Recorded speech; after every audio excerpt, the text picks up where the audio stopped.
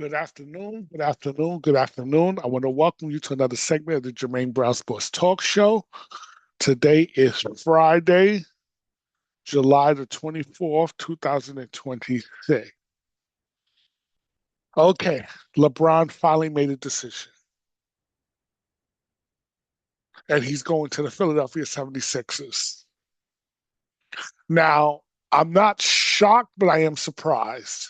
I did not think he was going to go to Philly. If I thought he would come back east. I was pretty much almost certain of that.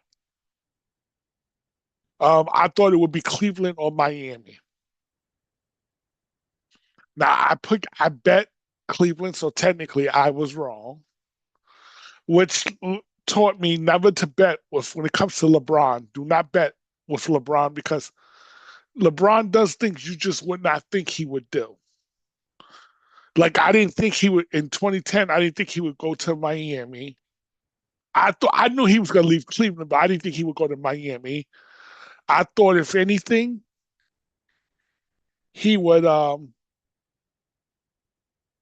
to New York or Dallas or some other place to win his title. I didn't think he would go to Wade County, Dwayne Wade's town, to try to win, especially when Wade already won a title.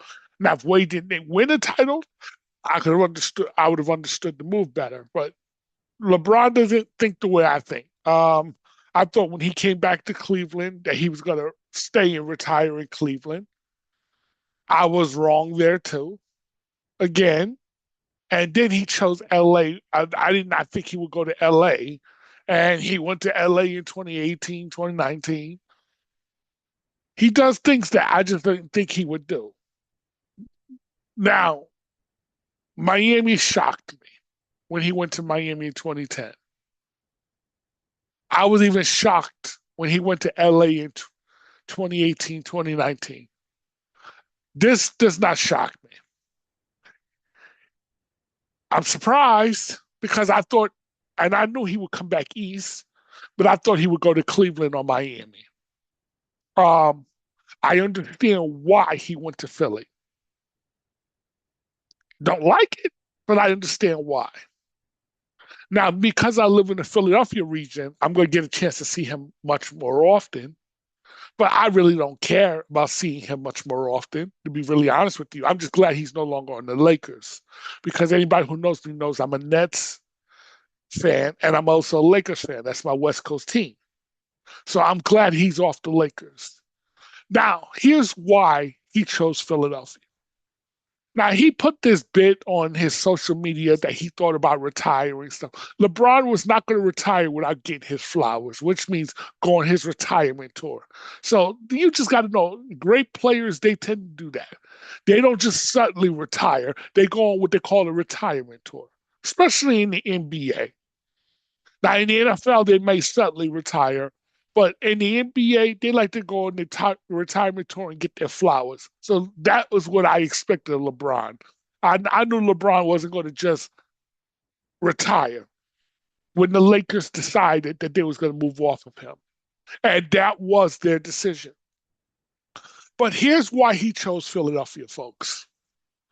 And you could go by whatever he wants to say. You'll hear all these rumors out there as to why he chose Philly. I'm gonna tell you why he chose Philly, and it makes sense when you on the surface. Number one, he was hurt that LA because he wanted to retire a Laker, so he's hurt that he didn't get a chance to do that, and he's angry. When LA said we discard you because we can't win with you, so he knows. Oh, and he's still playing basketball at a good level. I wouldn't say he's no longer the LeBron he once was, but he's still a very good player. Make no mistake about it, LeBron is still a very good player, but he's no longer the player he once was. But when the Lakers chose to get rid of him, his pride is hurt. So he wants to prove that he can still win another title. This is to stick it as what they call that, a nose to the thumb to the Lakers. He's thumbing his nose at the Lakers. That's what this is trying to prove. going and winning a title. First of all, if I'm the Lakers, I don't care if he wins the title with Philly, Miami, or Cleveland. I don't care. He's just no longer on the Lakers. But LeBron's ego is he's got to win. He wants to prove he can still win. Here's the second reason why it makes sense. Philadelphia. If he wins a title with Philly, he would be the first elite player, great player to be the one to lead a team, to be the leader of a team who wins a championship in four different locations. He won in Miami, he won in Cleveland, he won in LA, even though it was a bubble one, but nonetheless, he still won. And now if he wins one in Philly, he could claim to be the first and to win a title in four different cities, and that would give him his fifth title championship.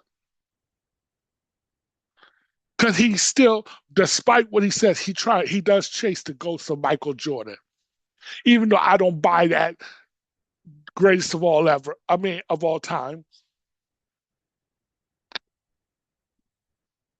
Now I did state to a couple of friends of mine that I felt Steph Curry was the most impactful player of this era because he won four titles with the same team, and number one, and then he won a title when no one expected him to win a title, which was the 22 championship there with the Golden State Warriors.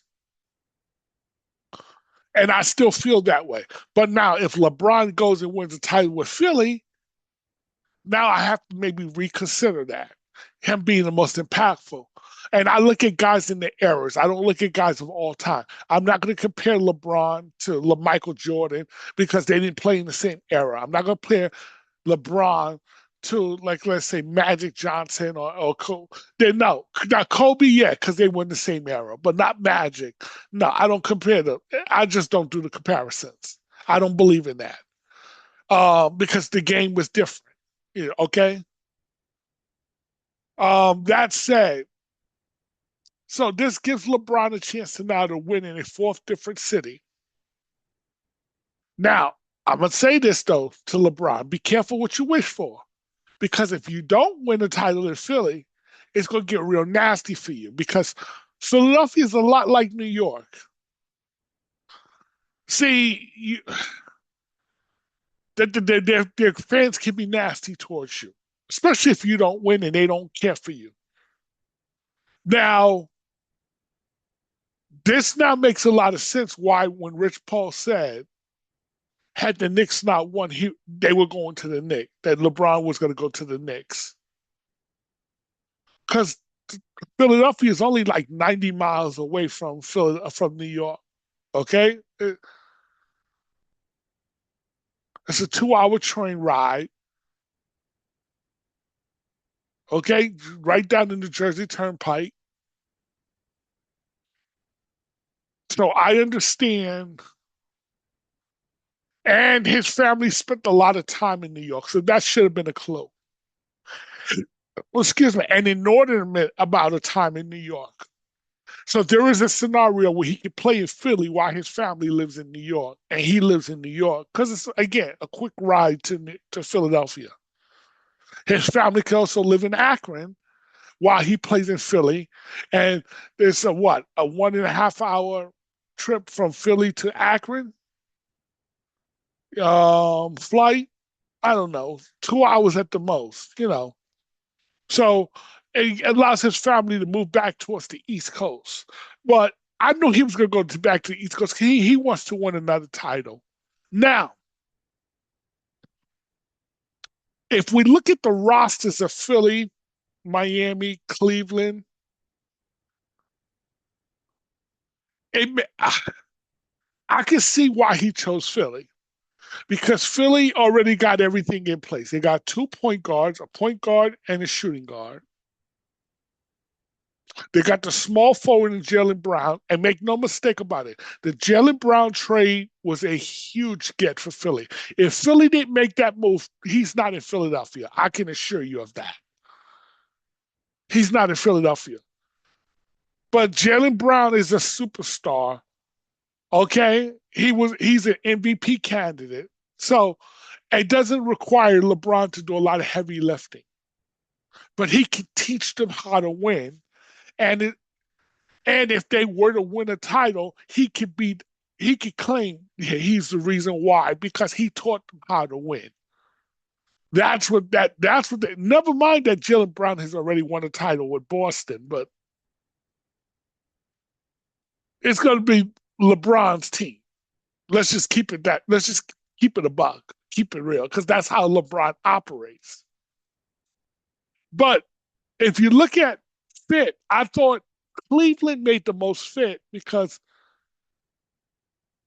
you got Mitchell, Harden, you got Mobley and LeBron. I thought they could win with that. No, that Cleveland was in the Eastern Conference Finals last year to play against the Knicks, even though he got mollywopped by them. So I just thought that LeBron could be a missing piece to help them win a championship. But he chose Philly because, I mean, listen, if you can get a somewhat healthy Embiid, even though I wouldn't count on him. Okay, the Bible says confidence in an unfaithful man in the times of trouble is like a broken tooth and a foot out of joint. Okay, Solomon said that, by the way, King Solomon, and he's right. Um, so to count on Embiid is risky. But that said, if Embiid is somewhat healthy, this is a formidable team. This is a team that, quite frankly, could be and should be in the Eastern Conference Finals next year, most likely to play against the same New York Knicks that I was just talking about. Oh, I got it was surprising because I thought he was going to pick Cleveland on Miami. I honestly did. He can win a title in Philly. I'm not going to tell you he cannot win a title in Philly. He can win a title in Philly. Philly's a damn good team. And you got to give it to this new GM because to get Jalen Brown and not give up any key pieces, he gave him Paul George. I'm sorry, Paul George. I mean, come on. You know, he really didn't give up anything for him.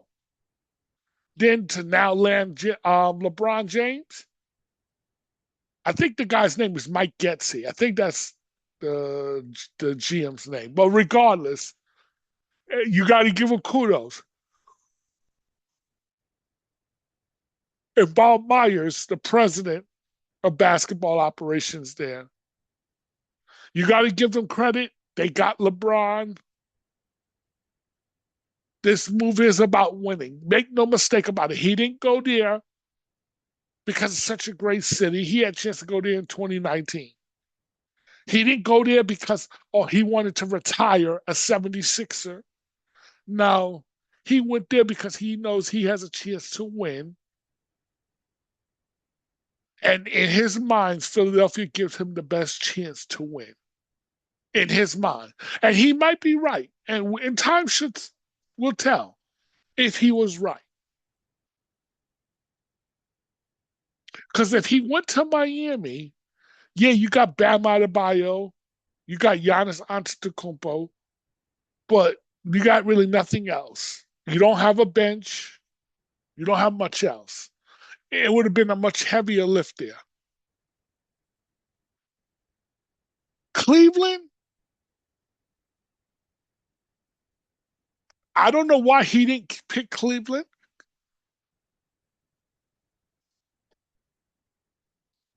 Have you got to go to a coach? Because he complained about going to a coach. This is why I say you can't listen to what these guys say.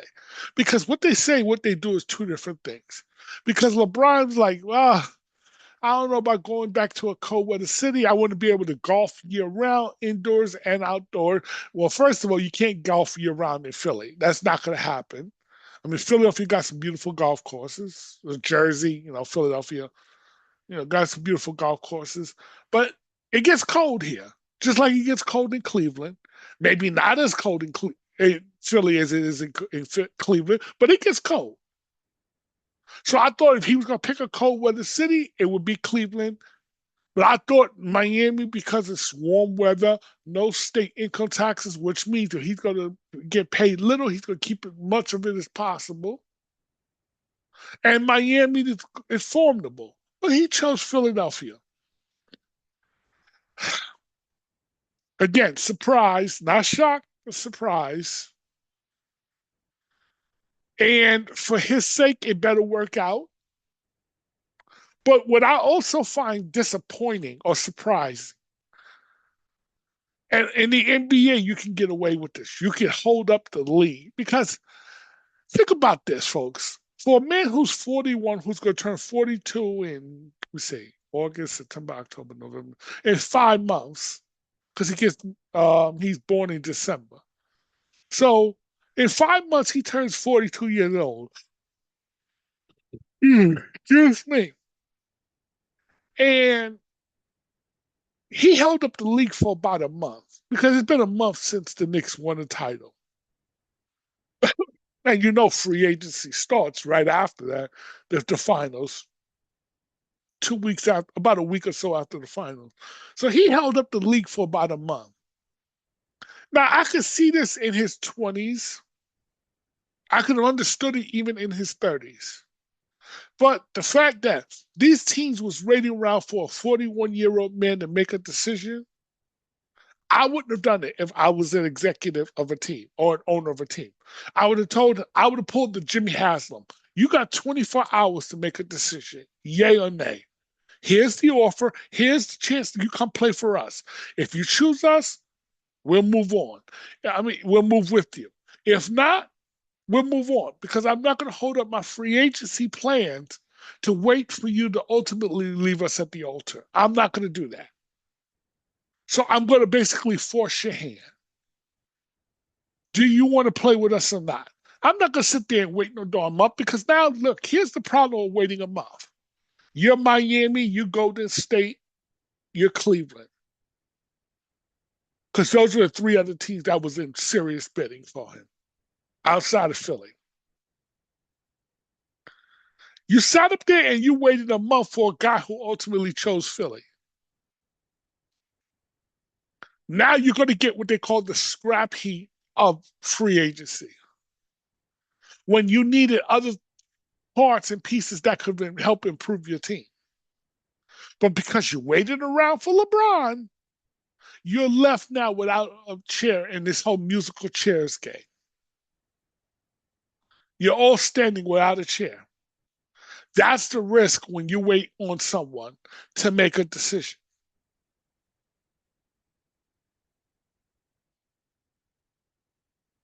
I thought what LeBron did was childish, but again, they allowed him to get away with it, so I don't blame him. But here you're a $1 billion organization and you're waiting around for a 41-year-old man to make a decision. And then the league was even worse. You're a multi-billion-dollar league.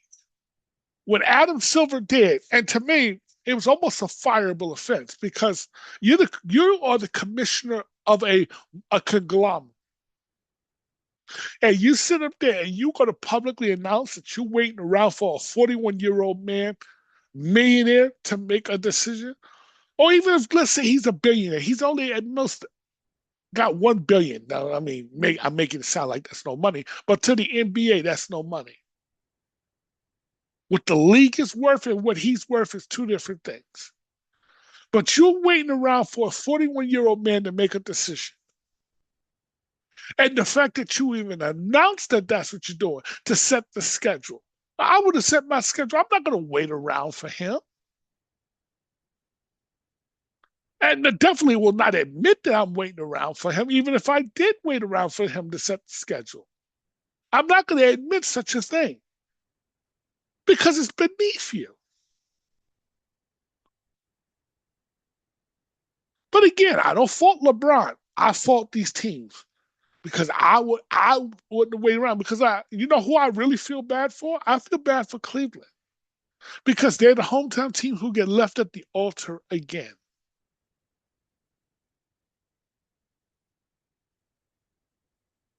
And now they go from a team that was just in the Eastern Conference Finals to a team that I think might be middle of the road because the East did get better.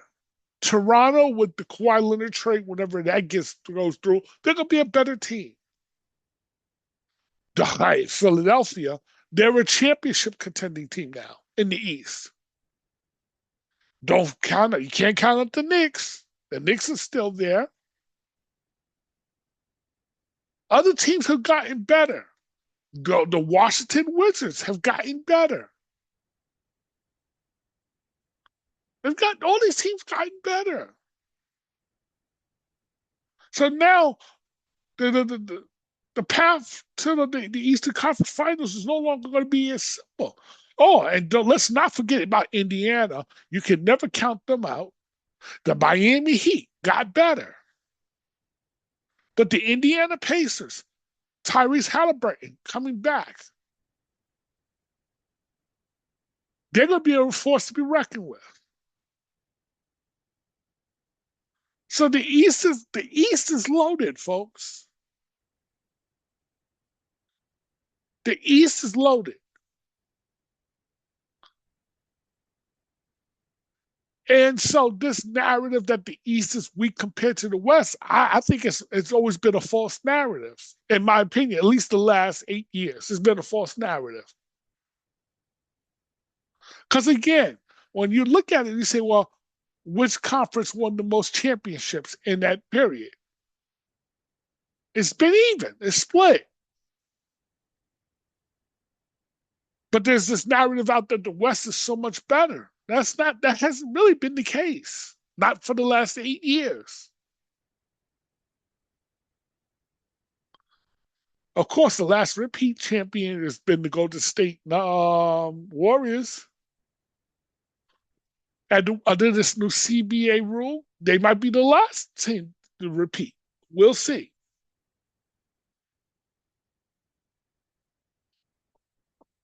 But LeBron James finally made a decision. I mean, it took him a long time, but he finally made the decision. Oh, hey, good luck to the 76ers.